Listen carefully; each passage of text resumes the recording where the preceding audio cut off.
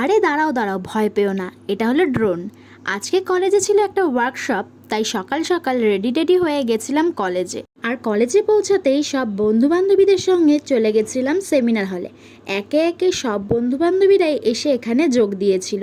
আর দেখো আমাদের সেমিনার হলটা ঠিক কতটা বড়।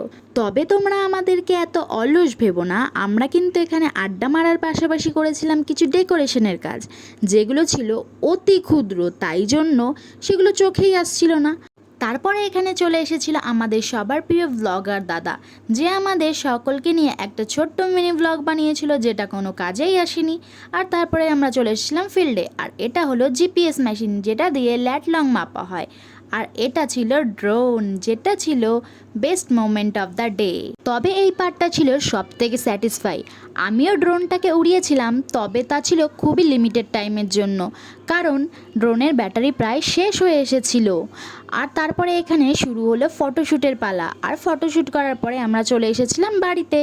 যদি তোমাদের ভিডিওটা ভালো লেগে থাকে, প্লিজ লাইক, কমেন্ট আর সাবস্ক্রাইব করো।